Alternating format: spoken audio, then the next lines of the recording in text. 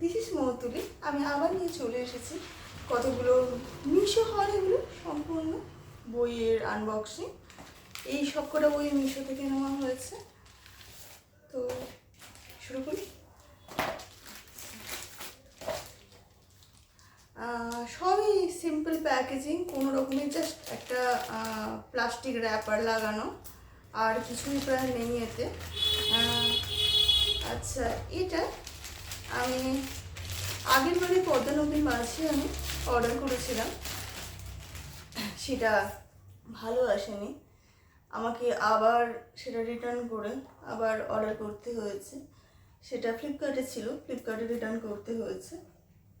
আর এটা পুতুল নাচের ইতিকথা, একসাথে দুখানা বই ছিল, মাত্র 126 টাকায় দুটো বই আমি একসাথে পেয়ে গেছি।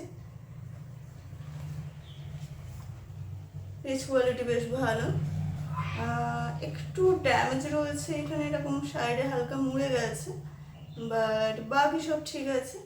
যে রেঞ্জের মধ্যে পাচ্ছি, মিশো খুব ভালোভাবে ডেলিভার করেছে জিনিসগুলো, খুব যে সমস্যা পেয়েছি তা নয়।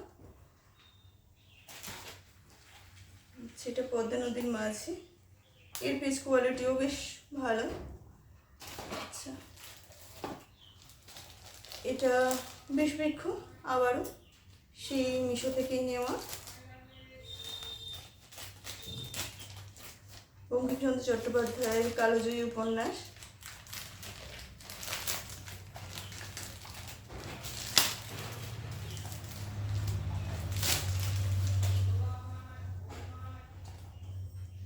দেখতে পাচ্ছেন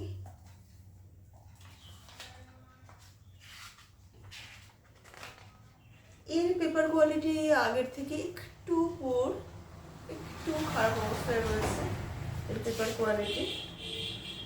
তবে হ্যাঁ, এর প্রিন্টিং প্রাইস 100 টাকা, আমি কিন্তু 116 টাকায় বইটা পেয়েছি। মানে বইয়ের প্রিন্টিং প্রাইসের থেকে কিন্তু আমি 16 টাকা বেশি চার্জ দিয়ে কিনেছি বইটা।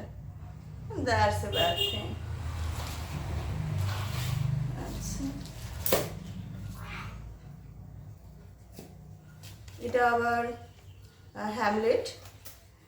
এর আগের বারে যে বই নিয়েছিলাম আমি, সেটা উইলিয়াম শেক্সপিয়ারের বই ছিল।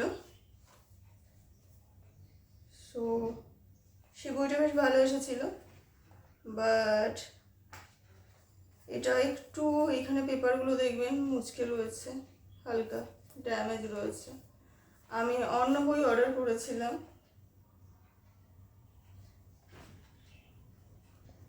এটা অন্য কোম্পানির বই আমার ডেলিভারি হয়েছে। বইটা পেপার কোয়ালিটি খারাপ নয়, বাট এই যে একটুখানি এখানটা ড্যামেজ হয়ে রয়েছে।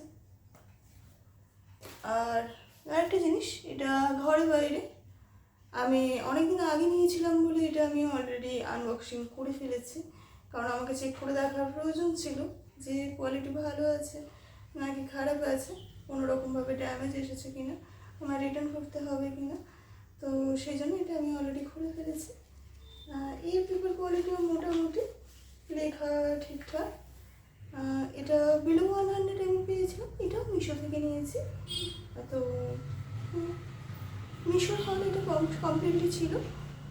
আমি সবকটা বইয়ের লিঙ্ক ডেসক্রিপশন বক্সে দিয়ে দেবো।